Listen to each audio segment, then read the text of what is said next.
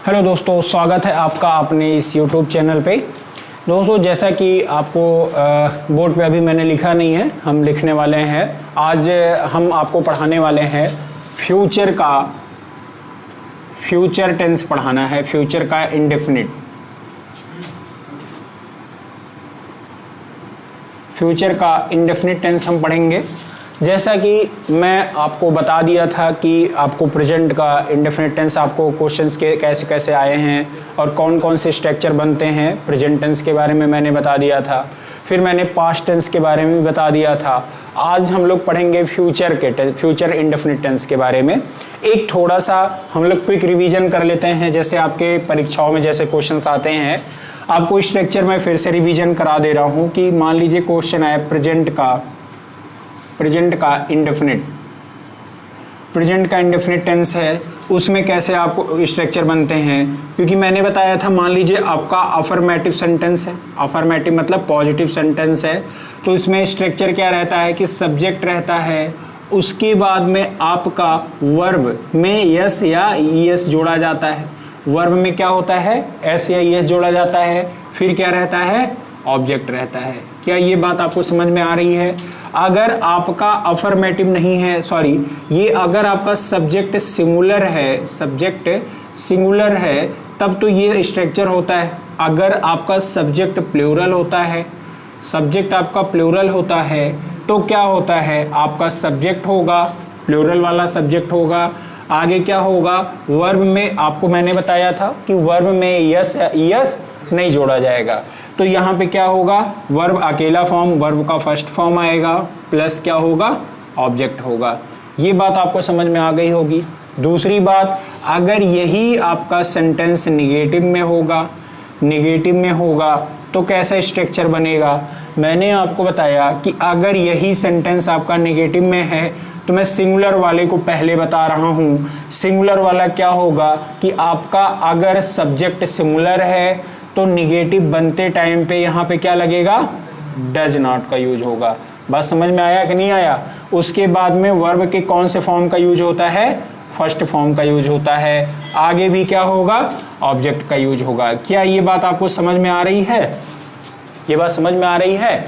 आगे फिर देखिए, अगर आपका निगेटिव का आपका सब्जेक्ट क्या होगा, प्लूरल होगा, तब कौन सा स्ट्रक्चर होगा, आपका एक सब्जेक्ट होगा, कौन सा वाला सब्जेक्ट, प्लूरल वाला होगा। फिर यहाँ पे क्या होगा, डू नॉट होगा कि डज नॉट होगा, डू नॉट का यूज होगा। और डू नॉट के बाद में आपको मैंने बताया था कौन से वर्ब का कौन सा फॉर्म का यूज होता है, वर्ब के फर्स्ट फॉर्म का। तो यहाँ पे क्या हो जाएगा, वर्ब का फर्स्ट फॉर्म प्लस क्या हो जाएगा, ऑब्जेक्ट हो जाएगा।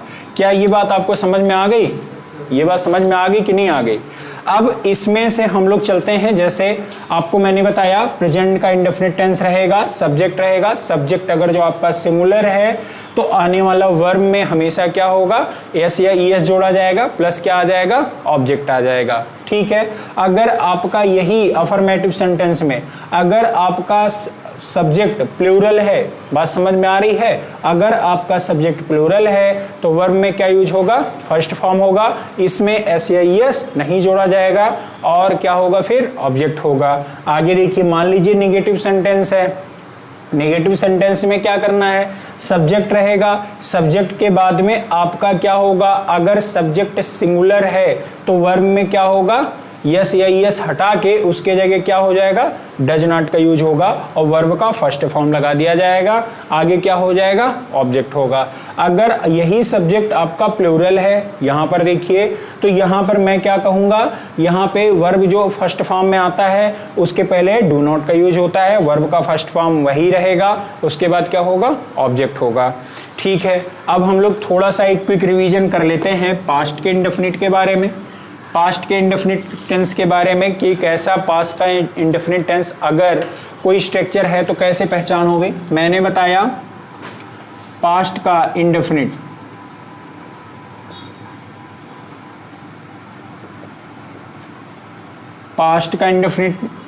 मैंने कहा, मान लीजिए अफर्मेटिव सेंटेंस है,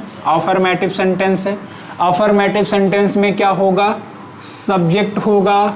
आगे फिर देखिए वर्ब का कौन सा फॉर्म यूज होता है भाई लोग, कौन सा फॉर्म यूज होता है? सेकंड। सब लोग बोलिए। उसके बाद क्या रहता है? ऑब्जेक्ट रहता है। ये बात समझ में आ गई कि नहीं आ गई? फिर आगे आप समझिएगा दूसरी बात। अब इसमें आप कहोगे सर जी ये तो अफर्मेटिव में हो गया, लेकिन पिछले वाले में तो आपने सिंगुलर और प्लूरल बताया था, क्यों? इसमें तो नहीं बता रहे हैं हम कि सिंगुलर प्लूरल, तो हम लोग बता देते हैं। देखो इसमें क्या होता है कि इसमें सिर्फ और सिर्फ अगर मैं इसका निगेटिव बनाया, निगेटिव सेंटेंस, तो ध्यान से समझना, ये सब्जेक्ट जो होता है अगर सब्जेक्ट सिंगुलर है या प्लूरल है, बात समझ में आ गई? सिंगुलर है या प्लूरल है, उसके बाद में जो भी वर्ब आएगा किस फॉर्म में आएगा? हमेशा सेकंड फॉर्म में आएगा। बात समझ में आया कि नहीं आया? और क्या होगा फिर? ऑब्जेक्ट होगा। दूसरी बात आप देखना, अगर निगेटिव बना रहे हो तो निगेटिव में इसमें हेल्पिंग वर्ब कौन सा होता है भैया लोग? डिड नॉट का यूज होता है। बात समझ में आया कि नहीं आया? उसके बाद में क्या होता है? वर्ब का फर्स्ट फॉर्म। अगर निगेटिव सेंटेंस बनाओगे तो सब्जेक्ट चाहे जो रहे, चाहे वो सिंगुलर रहे, बात समझ में आ रहा है कि नहीं आ रहा है, या प्लूरल रहे, सिंगुलर रहे या प्लूरल रहे, उसके बाद में आपका जो आएगा वो डिड नॉट होगा। बात समझ में आया कि नहीं आया? उसके बाद में क्या होगा? वर्ब का कौन सा फॉर्म यूज होगा? फर्स्ट फॉर्म प्लस क्या होगा? ऑब्जेक्ट होगा। क्या ये बात समझ में आ रही है? ये बात समझ में आ रहा है? ठीक है, इसको मन करे तो नोट कर लीजिए, और मैंने आपको बताया भी था। ठीक है, अब ये बस यही दो स्ट्रक्चर बनते हैं। ठीक है, इसी पे सारे क्वेश्चंस आपके मिलेंगे आगे। अच्छा, इसमें क्वेश्चंस ऐसा कभी नहीं देगा कि आप स्ट्रक्चर बना के दिखा दो, आपको क्वेश्चन ऐसे इसी में बना के दे देगा। जैसे ही डिड नॉट, अब जैसे मैंने कहा ही केम टू मी, वह मेरे पास आया। अब यहां पे देखना, ही अगर मैंने निगेटिव बनाना है तो क्या हो जाएगा? ही डिड नॉट, बताइए केम होगा कि कम होगा? एसएससी क्या करता है ना, केम दे देता है ऐसे। अब बताइए, मैंने यहां बताया ना डिड नॉट के बाद में हमेशा किस फॉर्म का यूज होगा? वर्ब के फर्स्ट फॉर्म। और यहां भी कौन सा फॉर्म दिया गया है? केम दिया गया है। यानी बात समझ में आया कि नहीं आया? यही चीजें आपको एसएससी बार बार गलती करके देता है। आपको कोई भी होगा एसएससी का, चाहे स्टेनो की तैयारी कर रहे हो, चाहे सीजल की कर रहे हो, सीएचएसएल की कर रहे हो, सीपीओ की कर रहे हो, कुछ की भी कर रहे हो, ये सारे स्ट्रक्चर इंपॉर्टेंट है। आपको ये स्ट्रक्चर कभी पूछे नहीं जाएंगे, लेकिन इनसे संबंधित क्वेश्चंस आपके परीक्षाओं में जरूर पूछे जाते हैं। ये बात समझ में आ गई कि नहीं आ गई? ध्यान से देखिए। अब देखिए, जैसे मिटा दें इसको। अब हम लोग चलते हैं फ्यूचर के इंडेफिनिट में। अगर फ्यूचर के इंडेफिनिट में ध्यान से देखना बाबू, फ्यूचर का इंडेफिनिट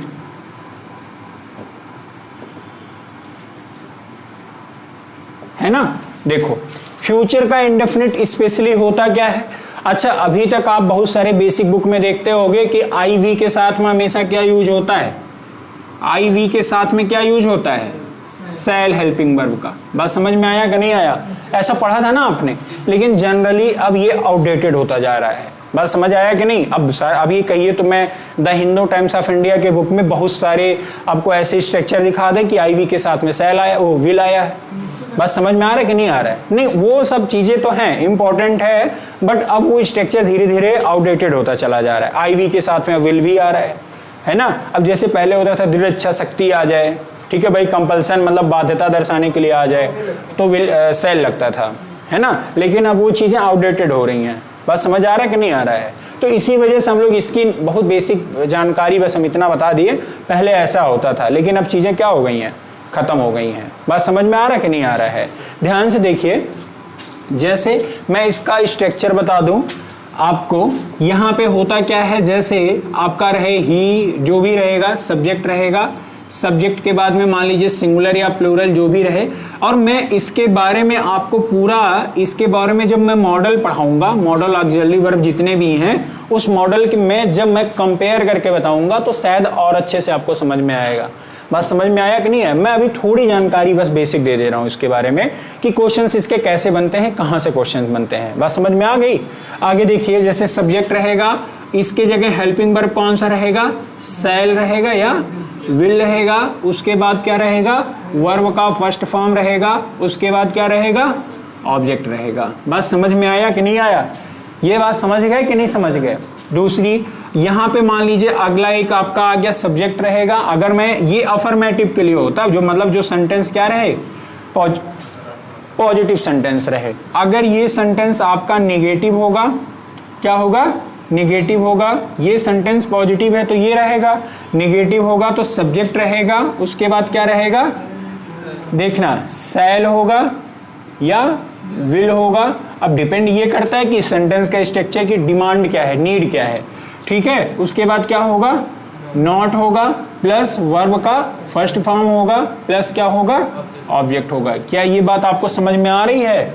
किसी को कोई डाउट है? बताइए अमित, आपको डाउट है? अमित बताओ, विनी, प्रिया, उमंग, किसी को कोई संदेह है? फिर समझना।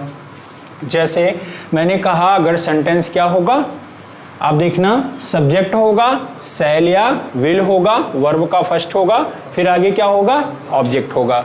आगे अगर नेगेटिव सेंटेंस है तो सब्जेक्ट होगा, शैल या विल होगा, ठीक है, नॉट होगा। दूसरी महत्वपूर्ण बात कि हमेशा हेल्पिंग वर्ब और मेन वर्ब के बीच में ही क्या यूज होता है, नॉट का यूज होता है। ये इसी स्ट्रक्चर में नहीं, सारी स्ट्रक्चर की मैं बात कर रहा हूं। ये बात समझ में आ गई कि नहीं आ गई?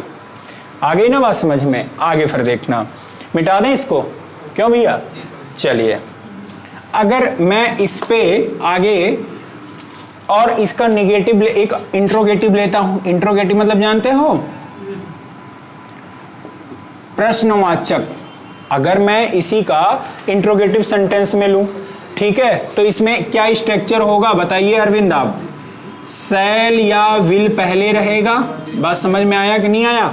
शैल या विल पहले रहेगा, उसके बाद में क्या होगा, सब्जेक्ट होगा, ठीक है, फिर क्या होगा, वर्ब होगा और प्लस क्या हो जाएगा, ऑब्जेक्ट होगा।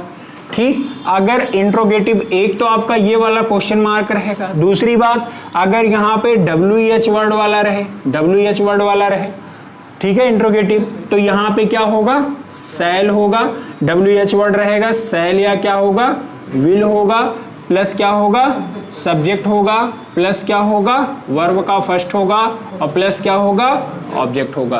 क्या ये बात समझ में आ गई कि नहीं आ गई? कोई दिक्कत है? नहीं ना। अब कहिए तो हम आपको एक क्वेश्चन, आपको एक एग्जांपल बता दें और उस एग्जांपल के माध्यम से एक आपको स्ट्रक्चर के बारे में बता दें। जैसे मान लीजिए, जैसे एक क्वेश्चन पूछा गया, देखना एक एग्जांपल है, आई एक एग्जांपल मैं आपको बता रहा हूं।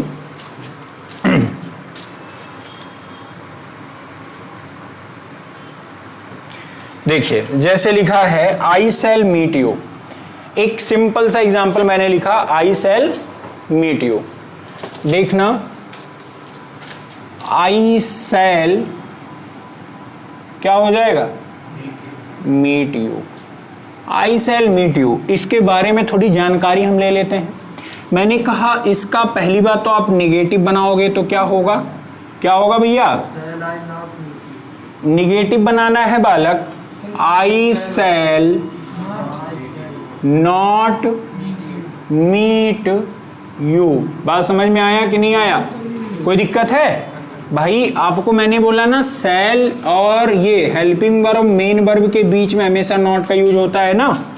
बात समझ में आई कि नहीं आई? और मान लीजिए इसी का इंट्रोगेटिव बनाना है तो दो प्रकार से इंट्रोगेटिव बनेगा।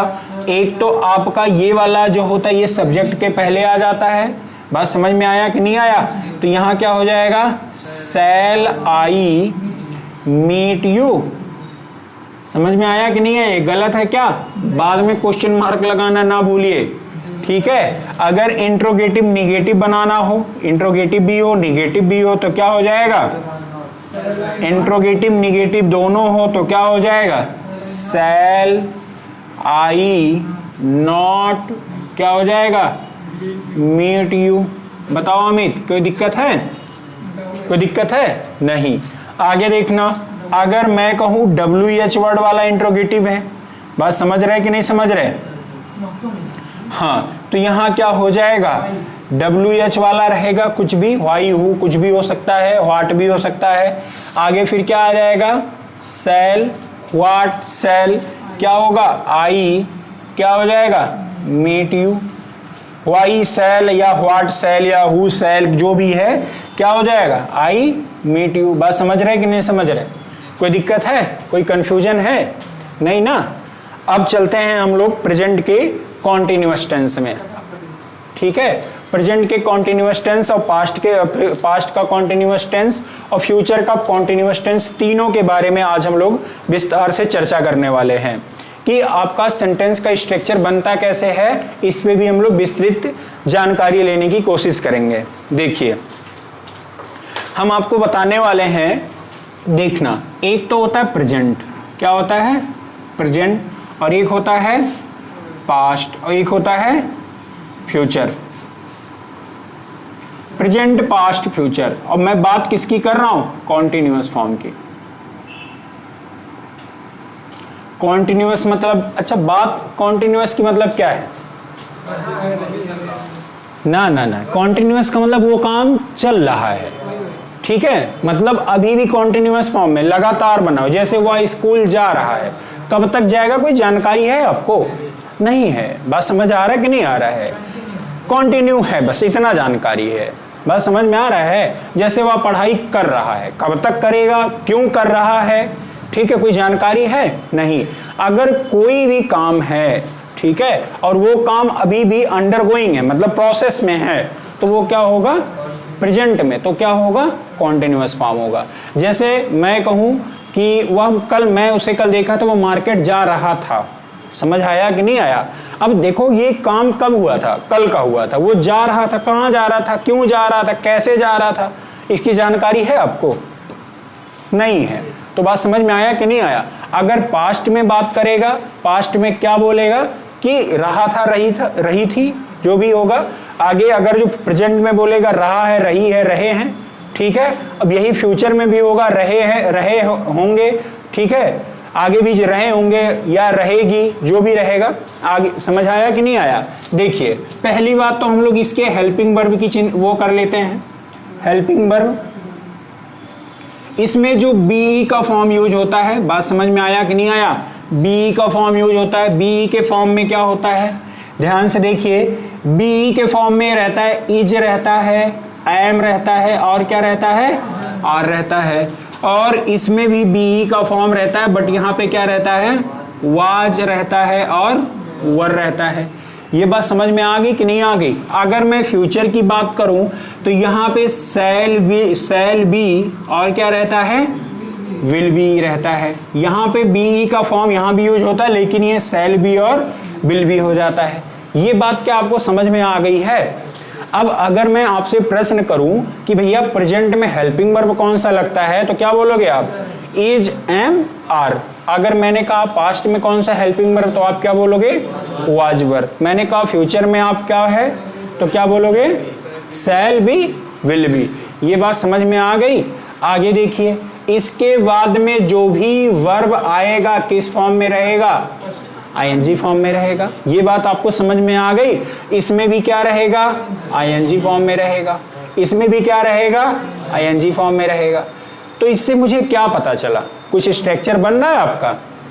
आगे फिर देखिए, आगे क्या आ जाएगा, ऑब्जेक्ट आ जाएगा। आगे क्या होगा, ऑब्जेक्ट आ जाएगा। आगे इसमें भी क्या होगा, ऑब्जेक्ट आ जाएगा। अच्छा, कुछ आपको यहाँ पे कुछ कॉमन मिल रहा है। कॉमन ये मिल रहा होगा कि सर ये वर्ब का आईएनजी फॉर्म और प्लस ऑब्जेक्ट, तो इसमें कॉमन मिल रहा है। बात समझ में आई। आगे अगर बीई का फॉर्म प्रेजेंट की बात करेंगे तो क्या होगा, इज, एम, आर होगा। ये बात समझ में आ रही है। अगर मैं यही बीई के फॉर्म की बात पास्ट में करूंगा तो क्या होगा, वाज वर होगा। ठीक है, अगर मैं यही बीई के फॉर्म की फ्यूचर में बात करूंगा तो सेल होगा और विल होगा, सेल भी होगा और विल भी होगा। ये बात आपको समझ में आ गई है, कोई डाउट है इन सब में, नहीं। आगे फिर देखिए, अगर मैं इसी पे आगे यहाँ पे ये पास्ट प्रेजेंट 1 मिनट के लिए मैं मिटा दूं, समझ में बात आ गई। ध्यान से देखिए, अब यहाँ पे सब्जेक्ट होगा कि नहीं होगा, क्यों भैया लोग, सब्जेक्ट होगा ना, यहाँ भी सब्जेक्ट होगा, बिना सब्जेक्ट के कोई काम ही नहीं होगा। समझ आया कि नहीं आया।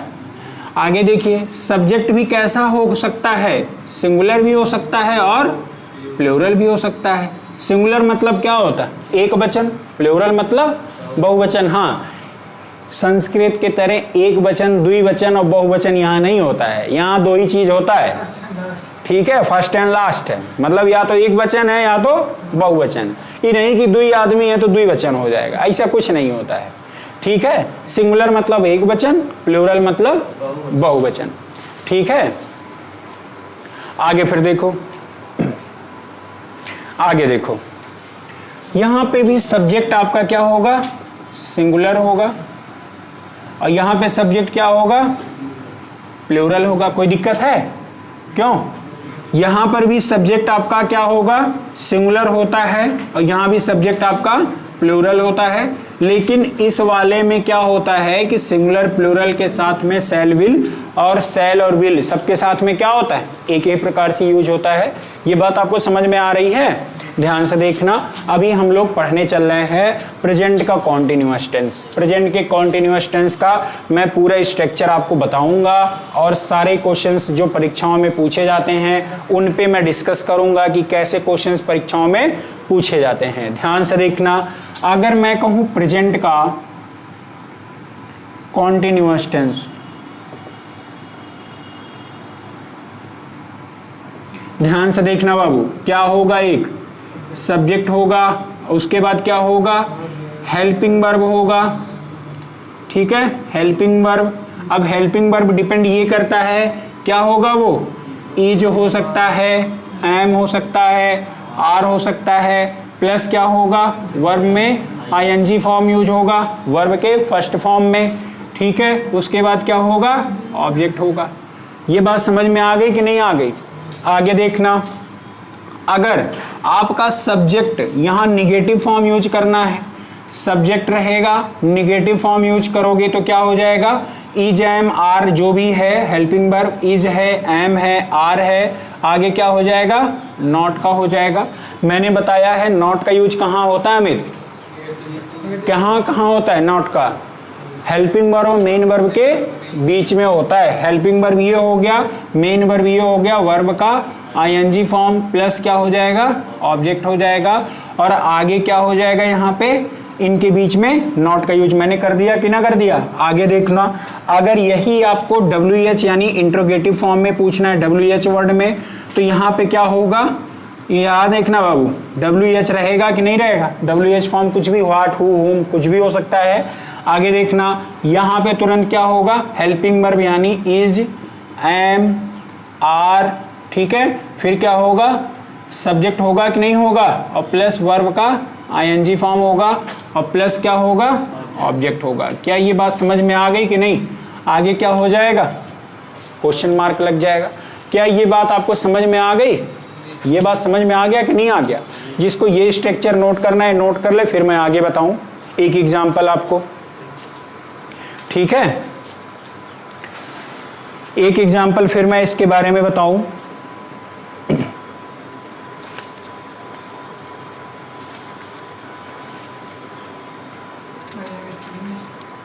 हाँ, जैसे सी इज सिंगिंग ए सॉन्ग, ठीक है। आगे देखना बाबू, मैं एक ही एग्जाम्पल लिखूंगा, अभी आप देखना सब आपको समझ में आ जाएगा।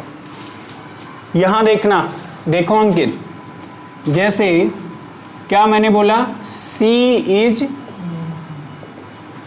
सिंगिंग ए सॉन्ग, ये बात समझ में आ गई?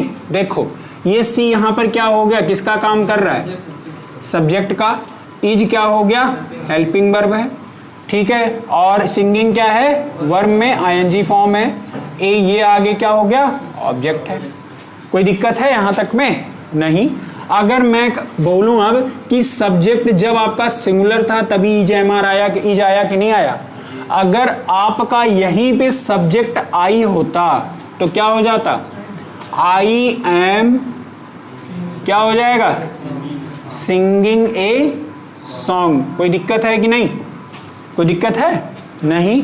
तो यहां पर जो आई है वो किसका काम कर रहा है, सब्जेक्ट का, एम किसका काम कर रहा है, हेल्पिंग वर्ब, सिंगिंग किसका काम कर रहे हैं, वर्ब का, आईएनजी फॉर्म, आगे क्या है, ऑब्जेक्ट है। कोई दिक्कत है बाबू, यहां में कोई दिक्कत है नहीं। अगर मैं यही कहूं सब्जेक्ट आपका अगर प्लूरल है तो यहां पे मैं दे कर दूं, तो दे के लिए क्या हो जाएगा, मैंने 3 फॉर्म यहां बताए थे, इज बताया था, एम बताया था और क्या बताया था, आर। तो दे के साथ में यहां क्या यूज होगा, आर होगा। दे आर क्या हो जाएगा, सिंगिंग अ सॉन्ग। समझ आया कि नहीं आया? तो यहां दे किसका काम कर रहा है, सब्जेक्ट का काम कर रहा है। और सब्जेक्ट के बाद में यहां देखना बाबू ध्यान से, सब्जेक्ट है और ये किसका है, ये हेल्पिंग वर्ब है। आगे सिंगिंग क्या है, मेन वर्ब है। आगे ये क्या है, ऑब्जेक्ट का काम कर रहा है। कोई दिक्कत है नहीं। तो ये सब्जेक्ट हो गया, सब्जेक्ट के बाद में जो आएगा ये आपका हेल्पिंग वर्ब होगा। आपने देखा सब्जेक्ट जब आपका प्लूरल था, सब्जेक्ट प्लूरल था, तो मेरा क्या आया, यहाँ पे आर आया। सब्जेक्ट आई है तो यहाँ पे क्या आया, एम आया। सब्जेक्ट सिंगुलर है तो यहाँ पे क्या आया, इज आया। इससे हमारा क्या निष्कर्ष निकलता है, इससे हमारा निष्कर्ष निकलता है कि कभी भी अगर सेंटेंस में सब्जेक्ट सिंगुलर होगा तो क्या यूज होगा, इज का यूज होगा। बात समझ में आया? और सब्जेक्ट आपका आई होगा तो कौन सा आपका हेल्पिंग वर्ब यूज होगा, एम का होगा, और वर्ब के फर्स्ट फॉर्म में आईएनजी होगा। ये बात समझ में आ गई? आगे अगर आपका सब्जेक्ट आपका प्लूरल होगा तो आपका क्या यूज होगा, आर का यूज होगा। और दूसरी बात वर्ब के कौन से फॉर्म में, फर्स्ट फॉर्म में क्या यूज होगा, आईएनजी होगा। ये बात समझ में आ गई? कोई डाउट है यहां तक में? क्यों, किसी को कोई डाउट है? नहीं।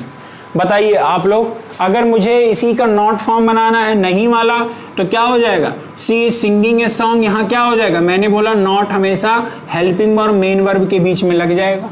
लग जाएगा कि नहीं लग जाएगा? यहाँ भी क्या लग जाएगा, नॉट लग जाएगा। हेल्पिंग वर्ब मेन वर्ब ये है, यहाँ का हेल्पिंग वर्ब मेन वर्ब ये है, तो क्या हो जाएगा, नॉट हो जाएगा। क्या ये बात आपको समझ में आ गई? क्यों, कोई दिक्कत है नहीं ना? एक एग्जाम्पल और बता दें इसका, क्यों? आगे देखो, आगे देखना, एक ऐसे थोड़ा सा एक क्विक एग्जांपल हम आपको दूसरा बता देते हैं, 2 मिनट भी नहीं लगेगा आपको। जैसे I am writing a letter, क्या हो जाएगा, आई एम क्या हो जाएगा, I am writing a letter. सही है, क्या है, I am writing a letter. समझ में बात आई कि नहीं आई? ध्यान से आप समझना। अगर मैं इसी की बात करूं, यहां पे आई है तो उसके बाद में क्या यूज हुआ, एम। अगर यहां पे कोई सिंगुलर सब्जेक्ट होता, अब सिंगुलर में आप जानते हो ही हो जाएगा, सी हो जाएगा, इट हो जाएगा और कोई नेमिंग वर्ड रहेगा, ठीक है। तो इसके बाद में हमेशा क्या यूज होता है, इज होता है। और वर्ब में क्या यूज होता है, आईएनजी फॉर्म यूज होता है। वर्ब के फर्स्ट फॉर्म में आईएनजी फॉर्म होता है और प्लस क्या आ जाएगा, ऑब्जेक्ट आ जाएगा। यहां पे जैसे मान लीजिए ही रहे या सी रहे, सी इज रहेगा कि आर रहेगा, सी इज क्या हो जाएगा, राइटिंग ए लेटर। बताओ कोई दिक्कत है बाबू, कोई दिक्कत, कोई परेशानी नहीं। अगर यहीं पे मैं कहूं, मान लीजिए आपका प्लूरल सब्जेक्ट हो, क्या हो, प्लूरल में क्या आ जाएगा, दे आ जाएगा, दो जाएगा, दी जाएगा, जो भी है, दे आ जाएगा। दे के साथ में मैंने बताया प्लूरल के साथ में क्या यूज होगा, आर का यूज होगा कि नहीं होगा, आर हो जाएगा। दे आर, उसके बाद क्या हो जाएगा, दे आर राइटिंग ए क्या हो जाएगा, राइटिंग ए लेटर। अभी तक में कोई दिक्कत है यहां तक में, they are writing a letter. कोई दिक्कत, कोई दिक्कत है? ऐसा कुछ है जो नहीं समझ में आ रहा है?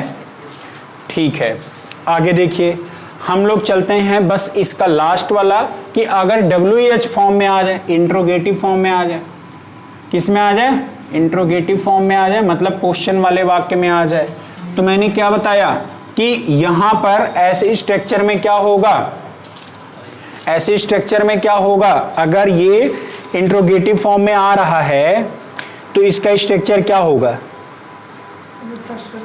ठीक है। जैसे what are you writing, what are you writing these day, अब देखना, मिटा दें इसको।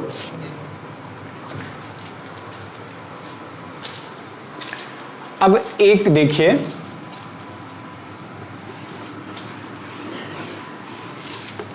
आगे देखिए, जैसे एक इंट्रोगेटिव में जैसे व्हाट आर यू राइटिंग,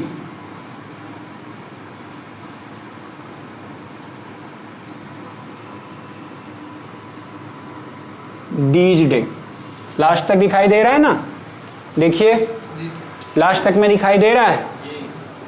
आगे देखना, यहां पे आप कहोगे सर ये यू क्यों आया, तो क्योंकि यहां पे आर क्यों आया, तो आर इस वजह से आया क्योंकि यहां का सब्जेक्ट क्या है, प्लूरल है। बात समझ में आया कि नहीं आया। अब यही अगर मैं उसमें लिखूं कि अगर आपका सब्जेक्ट सिंगुलर होता तब क्या होता, तो हम क्या लिखते, व्हाट इज, तो यहां हमें सब्जेक्ट क्या रखना पड़ता, सिंगुलर रखना पड़ता, व्हाट इज ही, ठीक है, what is he writing, what is he होगा, ही कोई सेंटेंस नहीं बनेगा, व्हाट आर दे या व्हाट इज ही, जो भी है बन सकता है, लेकिन कोई अच्छा फॉर्म मतलब दिख नहीं रहा है, समझ नहीं आ रहा है। बस समझ आया कि नहीं आया। बस इतना जानो कि अगर ये आर आया है तो क्यों आया है, क्योंकि इसका सब्जेक्ट क्या है, प्लूरल है। बस समझ आया कि नहीं आया। तो जो भी आपका यहाँ पे इंट्रोगेटिव WH फॉर्म आएगा, WH फॉर्म कोई भी आएगा, WH फॉर्म के लिए जस्ट बाद में ध्यान से देखना, जो भी WH फॉर्म आएगा, WH फॉर्म के तुरंत बाद अगर कोई हेल्पिंग वर्ब आता है और सब्जेक्ट आता है, तो इस सब्जेक्ट पे डिपेंड ये करता है कि ये हेल्पिंग वर्ब कैसा आएगा, ये डिपेंड करता है कि सब्जेक्ट कैसा है। बात समझ आया कि नहीं आया। अगर आपका सब्जेक्ट प्लूरल होगा तो यहाँ हेल्पिंग वर्ब कैसा आएगा, प्लूरल आएगा। आपका सब्जेक्ट सिंगुलर है तो हेल्पिंग वर्ब कैसा आएगा, सिंगुलर आएगा। ये बात समझ में आ गई, क्यों, इतनी बात समझ में आ गई ना। आगे चलिए, मैं आगे बस अब चलता हूँ पास्ट के कॉन्टिन्यूअस टेंस में। चलें, क्यों, समझ आ गया कि नहीं आ गया। पास्ट का कॉन्टिन्यूअस टेंस, पास्ट के कॉन्टिन्यूअस टेंस में चलते हैं। अब उसके स्ट्रक्चर के बारे में थोड़ी जानकारी हम आपको देते हैं। जैसे आ जाए पास्ट का कॉन्टिन्यूअस टेंस, ध्यान से देखिए, अगर पास्ट का कॉन्टिन्यूअस टेंस है, पूछा गया है, ध्यान से देखिए, आपका क्या रहेगा, एक सब्जेक्ट रहेगा, ठीक है, सब्जेक्ट रहेगा। सब्जेक्ट के बाद में आपका क्या होगा, वर होगा या वाज होगा, है ना, वाज या वर का यूज होगा, और वर्ब में क्या यूज होगा, ING फॉर्म होगा, ठीक है। आगे फिर देखना, और प्लस क्या रहेगा, ऑब्जेक्ट। कोई दिक्कत है, कोई परेशानी है यहां तक में, नहीं। अब जो भी मान लीजिए निगेटिव फॉर्म बना तो क्या हो जाएगा, सब्जेक्ट होगा और वाज वर तो रहेगा ही रहेगा। आगे मैंने बोला है कि कभी भी निगेटिव फॉर्म अगर जो नॉट वाला यूज होगा तो हेल्पिंग वर्ब और मेन वर्ब के बीच में होगा, यानी कहाँ होगा, वाज वर्ब, नॉट क्या होगा, वर्ब का ING फॉर्म, प्लस क्या होगा, ऑब्जेक्ट होगा। ये बात समझ में आ गई कि नहीं आ गई। फिर आगे देखिए, अगर मुझे इसी का इंट्रोगेटिव फॉर्म बनाना है तो आपका दो इंट्रोगेटिव बनता है, या तो वाज और वर्ब पहले रहेगा, है ना, आगे क्या होगा, सब्जेक्ट होगा। बात समझ में आ रहा है कि नहीं आ रहा है। आगे देखना, या वर्ब का ING फॉर्म रहेगा। बात समझ आया कि नहीं। फिर आगे क्या हो जाएगा, ऑब्जेक्ट हो जाएगा। ये बात समझ में आ गई। आगे तीसरा क्या है, अगर यही बात WH वाला फॉर्म आ जाए तो यहां पर जो हेल्पिंग वर्ब रहेगा, भैया लोग, बाबू लोग, हेल्पिंग वर्ब जो भी रहेगा उसके बाद में यहां पे जो भी सब्जेक्ट आएगा, क्या आएगा, सब्जेक्ट। ये सब्जेक्ट पर डिपेंड करता है कि हेल्पिंग वर्ब कौन सा वाला रहेगा, सिंगुलर रहेगा कि प्लूरल रहेगा। बात समझ में आया कि नहीं आया। आगे देखना, प्लस वर्ब का क्या आएगा, ING आएगा, और क्या आ जाएगा, ऑब्जेक्ट। ये बात समझ में आ गई, कोई दिक्कत है यहां तक में, क्यों। आगे देखिए, दोनों में क्या लग जाएगा, ये लगाना मत भूलिए, नहीं तो सारे किए धरे पानी फिर जाएगा। बात समझ आया कि नहीं, क्यों, कोई दिक्कत है यहां तक में, नहीं। हम एक एग्जांपल लेके आपको इसके सारे कॉन्सेप्ट समझा दें? क्यों भैया लोग बोल नहीं रहे हैं आप लोग? जैसे the train was running late, क्या हो जाएगा? The train was running late. आगे देखना, आपका आ जाए जैसे द ट्रेन, ट्रेन नाउन है, ट्रेन वाज रनिंग लेट। बस समझ में आ गई कि नहीं? ये एक एग्जाम्पल है। अच्छा, इसका डाटा इंटरप्रिटेशन निकाले हैं, अगर इंटरप्रिटेशन हम निकाले हैं तो आप देखोगे ट्रेन क्या है? सब्जेक्ट है। और सब्जेक्ट आपका कैसा सब्जेक्ट है? सिंगुलर है। और यहां पे क्या यूज हुआ है? वाज यूज हुआ है, ठीक है। और यहां क्या है? रनिंग, यानी ये क्या है? वर्ब का आईएनजी फॉर्म। ये इसका ऑब्जेक्ट या प्रेडिकेट का काम कर रहा है। आगे बात समझ में आया कि नहीं आया? ठीक है, ये एडवर्ब है। आगे देखो, बंदर कूद रहे हैं। आगे देखो, जैसे द ट्रेन वाज क्या हो जाएगा? Running late. द ट्रेन आपका सब्जेक्ट है, सब्जेक्ट आपका कैसा है? सिंगुलर है। और सिंगुलर सब्जेक्ट के साथ में क्या यूज होता है? वाज का यूज होता है। और आपका जो वर्ब है, वर्ब के कौन से फॉर्म का यूज होगा? फर्स्ट फॉर्म का। उसमें क्या जुड़ा रहेगा? आईएनजी होगा। फिर आगे जो भी ऑब्जेक्ट होगा, जो भी एडवर्ब होगा, आप यूज करोगे। बस समझ आया कि नहीं आया? ऐसे मान लीजिए एक एग्जांपल और हम लेते हैं, जैसे the boys were dancing in the party. एक एग्जांपल लेते हैं, जैसे द बॉयज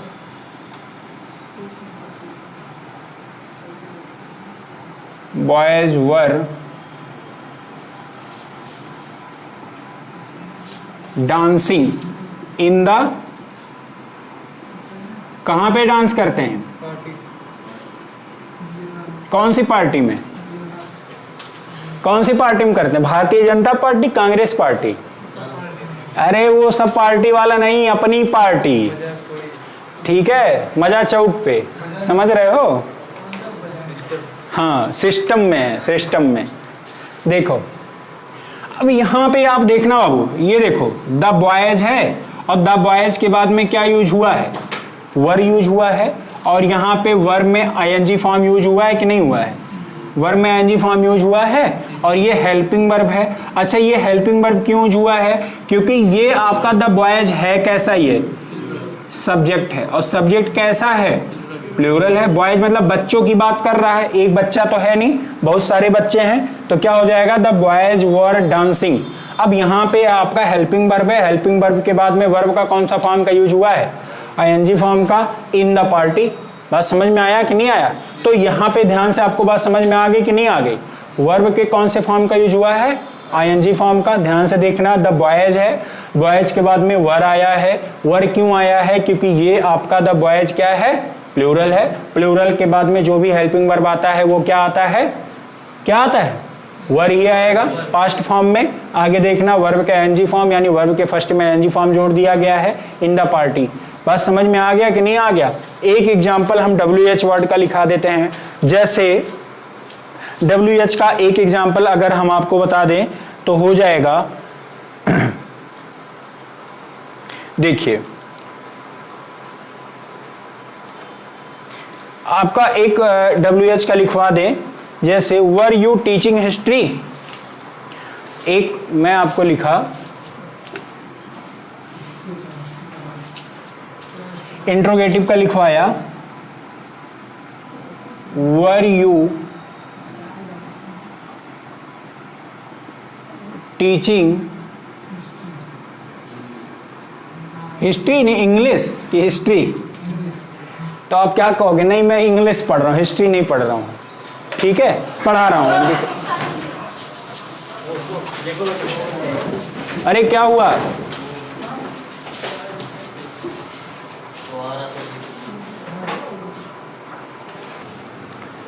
दोस्तों बंदर आ गया था बीच में। एक स्टूडेंट गया था बाहर पानी पीने और बंदर आ गया, उसको 3-4 बंदर रजिया गुंडों फंस गई थी। ठीक है, खूब तेज आवाज़ दिया। हम यहाँ क्लास में थे, सब बच्चे गए भाग के। ठीक है, इस वजह से वीडियो को रोकना पड़ा। देखिए जैसे आगे आ जाइए, आप लोग भी बंदर से डरा कीजिए थोड़ा सा, क्योंकि वो थोड़े से एक्टिव फॉर्म में आजकल चल रहे हैं। हमारे यहाँ तो बंदरों का बड़ा आतंक है।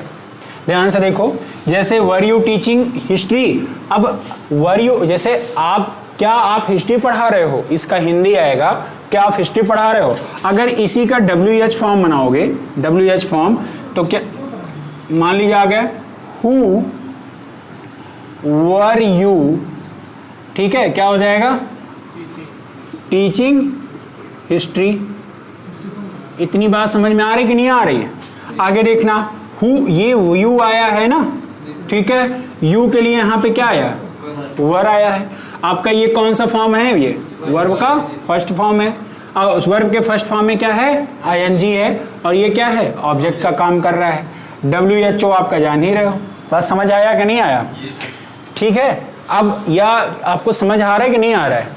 कल और 1 से 2 दिन में हम आपको टेंस के सारे लेक्चर्स आपको यूट्यूब पर प्रोवाइड हो जाएगा, और क्लास में भी आप लोग को जल्दी से जल्दी हम टेंस ख़त्म करने की कोशिश करेंगे, और उसके बाद में हम सारे एग्जाम्पल्स पढ़ाएंगे। और इसके सारे, क्योंकि मेरा जो पर्पज़ है, इसके बाद में सारे टेंस से संबंधित जितने भी क्वेश्चंस आपकी परीक्षाओं में पूछे गए हैं, मैं उसके बारे में अच्छे से डिस्कस करूंगा। अभी मैं मोटी मोटा आपको बता दे रहा हूं कि कैसे स्ट्रक्चर आपका प्रेजेंट में, पास्ट में, फ्यूचर में और उसके काइंड्स में बनते हैं। बात समझ में आ रही है? फिर आगे हम लोग इसके बारे में विस्तृत चर्चा करेंगे जब आप इसके एग्जाम्पल हम बताने स्टार्ट करेंगे।